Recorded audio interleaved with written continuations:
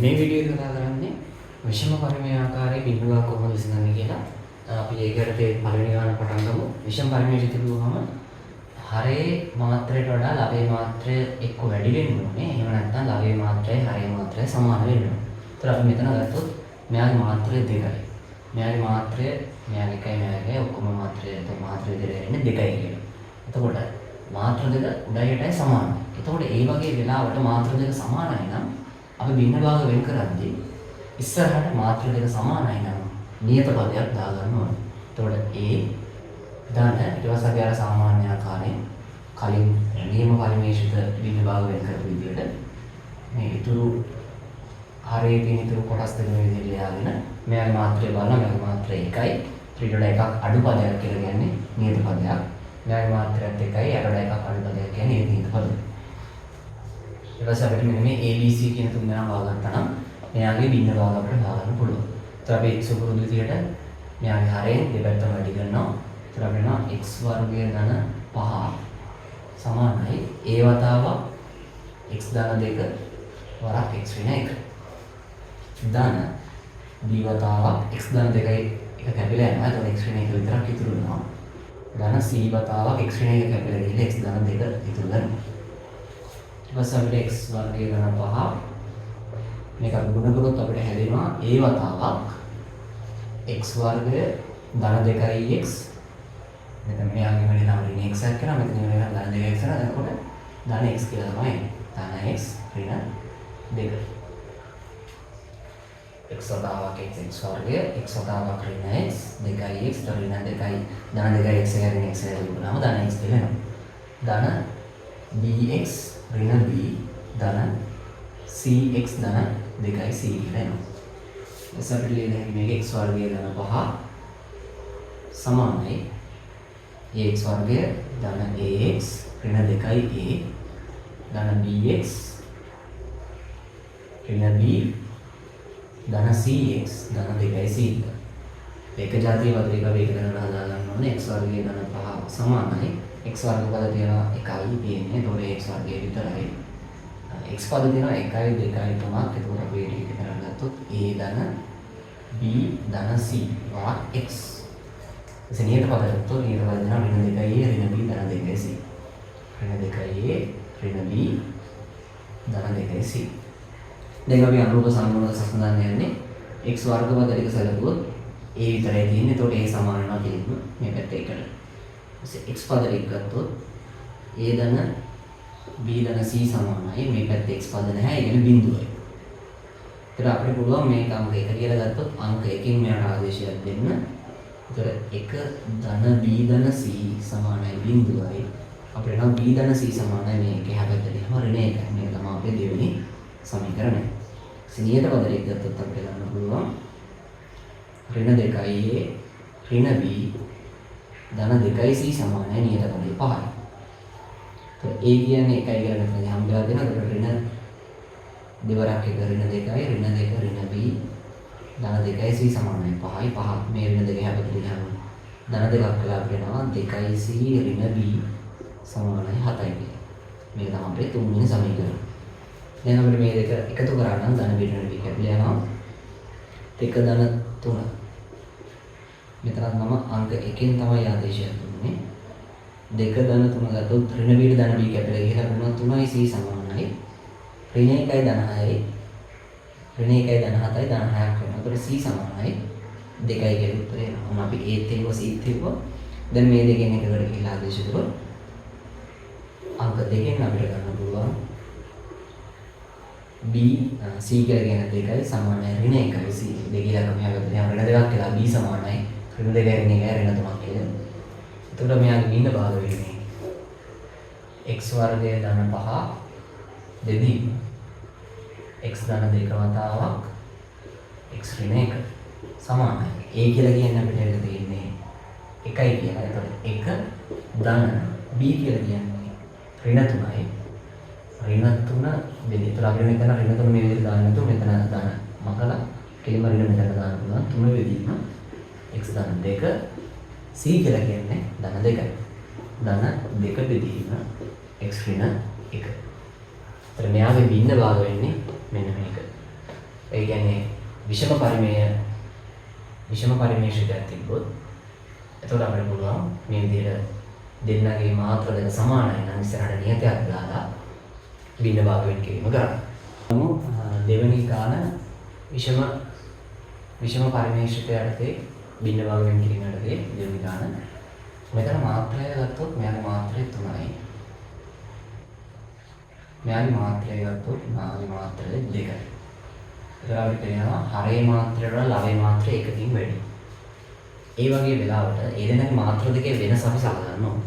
ඒතර මෙයාගේ මාත්‍රය 3යි මෙයාගේ මාත්‍රය 2යි. ඒතර ඒ දෙකේ වෙනස සමාන වෙන්නේ 1ට. ඒතර මාත්‍ර වෙනස එකයි නම් මෙහෙම අපි ඒක බලන්නේ ලවේ මාත්‍රය වැඩි අවස්ථාවල විතරයි. ලවේ මාත්‍රය අඩු නම් ඒක සාමාන්‍ය බින්න භාගාකාරයෙන් අපි කලින් හදුවා වගේ නියම පරිමේෂකයට යටතේ සාමාන්‍ය විදිහට හදාගෙන යන්න තියෙන්නේ. දැන් මෙතන මාත්‍ර වෙනස එකයිනේ. ලවේ මාත්‍රය හරේ මාත්‍රයට එකකින් වැඩි නම් ඒ වෙනසට සමාන සාධාරණ පදයක් අපි ඉස්සරහට දාන්න ඕනේ. ඒ කියන්නේ මාත්‍ර එකේ සාධාරණ පදයක් කියලා කියන්නේ ax ධන b වගේ පදයක්. ඊට ටික අපි සාමාන්‍ය විදිහට x ධන 3 ලියා ගන්නවා. ධන x ධන 2 ලියා ගන්නවා. එසේ මෙතන මාත්‍ර එකයි නම් ඊට එකක් අනුපදේ කියන්නේ ඒක නියතයක්. ඒකවල මෙතන c වැඩෙනවා. මෙතනත් මාත්‍ර එකක් හින්දා ඊට එකක් අනුපදේ කියන්නේ ඒකත් නියතයක්.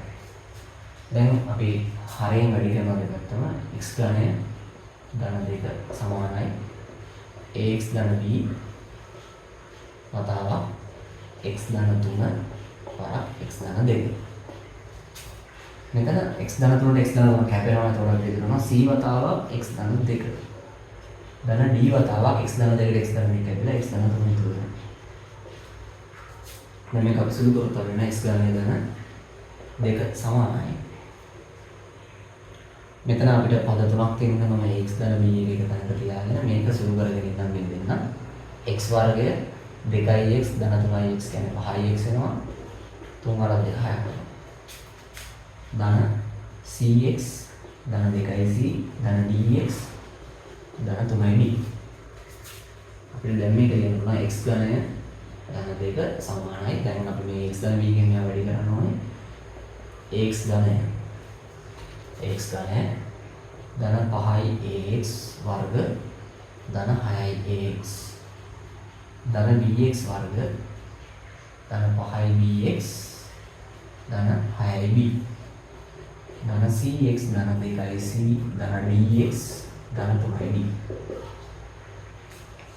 ටිකක් ලොකු ප්‍රකාශනයක් වෙලා තියෙනවා. x ධනය ධන 2 x ධන පද ගත්තොත් අපිට මෙතන x ධන පද 1යි තියෙන්නේ. එතකොට අපිට x ධනය 2යි තියෙන්නේ. x වර්ග පද ගත්තොත් මෙතන එකක් තියෙනවා. මෙතන එකක් තියෙනවා. එතකොට අපි ඒක එක තැනකට ගත්තොත් 5a ධන b x වර්ග. x පද ගත්තොත් 6ax 5bx cx dx කියලා පද හතරක් තියෙනවා. 6a ධන 5b ධන c ධන d වරක් x. නියත පද ටික අපි අන්තිමට ලියා ගන්නවා. 6b ධන 2c ධන 3d. දැන් මොනවද වෙනවා මෙතන ටිකක් ලොකු ප්‍රකාශනයක් අපිට ආවා. දැන් අපි අනුරූප සමනෝලයේ සසඳුවොත් x ඝනය සමනෝලයේ සසඳුවොත් a සමානයි 1යි කියලා අපිට හම්බ වෙනවා. මේක තමයි අපේ පළවෙනි ප්‍රකාශනය. ඊට අපි x වර්ග පද වලට ගියොත් πa ධන b සමාන වෙනවා. මේ පැත්තේ x වර්ග පද මොකුත් නැහැ බිඳුවට. ඒතර අපි a කියන්නේ 1යි කියලා ගන්න හින්දා අපිට අංක එකෙන් ගන්න පුළුවන්. 5 වරක් 1 5යි 5 ධන b සමානයි බිඳුවයි. එහෙනම් b සමාන වෙනවා ඍණ 5ට. මේක තමයි අපේ දෙවෙනි සමීකරණය. අපි දෙවෙනි වැලිය එක. ඊට අපිට ගන්න පුළුවන් x terms වලට x පද වලට 6යි a ධන 5යි b ධන c ධන d සමාන වෙනවා. මේකට x පද මොකුත් නැති ඉතින් ඒකත් බිඳුවට තමයි සමාන වෙන්නේ. දැන් අපි ab දෙකම දන්නවා. එතකොට අපිට අංක 1 1 සහ 2 කියන දෙකෙන්ම අපිට ආදේශයක් දීලා 6 වරක් 1 6යි ධන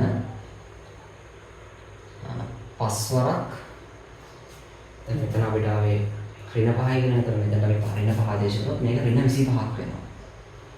ධන c ධන d සමානයි බිඳුවයි. ඊළඟට මෙතන කියන c ධන d සමානයි ඍණ 25යි ධන 6යි කියන ඍණ 19යි. ඍණ 19 හැබැයි කියනවා ධන 19ක් වෙනවා. මේක තමයි අපේ තුන්වෙනි සමීකරණය. අසලියට පද ටික සැලකුවොත් 6යි b ධන 2යි c ධන 3යි d සමාන වෙනවා. නියත පද මේ පැත්තේ දෙකේ ඉලක්කම තියෙනවා. අපි දැනට b හොයාගෙන තියෙනවා. මේකේ පදයක් නැහැ. ඒතකොට අංක දෙකෙන් අපිට ආදේශයක් දීලා b අයින් කරගන්න පුළුවන්. 6 වරක් 5 30යි ඍණ 3 ඉඳලා ඍණ 30යි. ඍණ 30 ධන 2යි c ධන 3යි d සමානයි 2යි. ඒතර අපිට මෙතන එනවා 2යි c ධන 3යි d සමානයි. ඍණ 30 පැත්තට යනම ධන 30යි ධන 32යි. මේ තමයි අපේ හතරවෙනි සමීකරණය. දැන් 3යි 4යි පාවිච්චි කරලා CD වහගන්න පුළුවන්. මම අංක 3 දෙකෙන් අංක 4ෙන් අඩු කරනවා 3 දෙකෙන් වැඩි කරලා එන්නේ. ඒතර අපිට C ට C කපා ගන්න පුළුවන්. අංක 4 ලිව්වොත් 2යි C ධන 3යි D අඩු කිරීම මේක අපි 3ෙන් වැඩි කරන්න ඕනේ. 2කින් වැඩි කරන්න ඕනේ. ඒතර 2යි C ඍණ 2යි C ඍණ 2යි D සමානයි 32කින් අපි අඩු කරන්න ඕනේ. 19 වරක් 2 19 වරක් 2 කියලා කියන්නේ 9 වරක් 2 8යි 18යි ඉතුරු 1යි 2 වරක් 2 2 වරක් 1 2යි 1යි 38ක් කියලා එන්නේ. එතකොට අපිට මෙතන එන උත්තරය ඍණ 2යි c ධන 2යි c කියලා ගිහිල්ලා d සමානයි ඍණ 6යි කියලා එනවා. ඊට අපිට අංක 2කින් හෝ අංක 3ෙන් හෝ 4ෙන් ගන්න පුළුවන්. අංක 3ෙන් ගත්තොත් c ඍණ 6 සමානයි 19යි. c සමානයි ඍණ 6 වෙද්දී ගියාම 25යි කියලා එනවා. ඔන්න අපි a b c d කියන නොදන්න පද හතරම හොයාගත්තා. දැන් අපිට ලියන්න පුළුවන් x ඝනය ධන 2 දෙදී x ධන 3 වතාවක් x ධන 2 කියන එක නේද බින්න භාග වෙන්නේ. a කියන ඉලක්කමට වෙලා තියෙන 1 කියලා. b වලට ගාවේ ඍණ 5 කියලා. එතකොට x ඍණ 5 ධන අපිට c වලට ආවේ ධමාගයක් ධන 25 බෙදීම x ධන 3 b වලට ආවේ වෙන උත්තරයක්. එතකොට ඍණ 6 බෙදීම x ධන 2. මෙන්න මෙයාගේ බින්න භාග වෙන්නේ මෙන්න මේ ටික.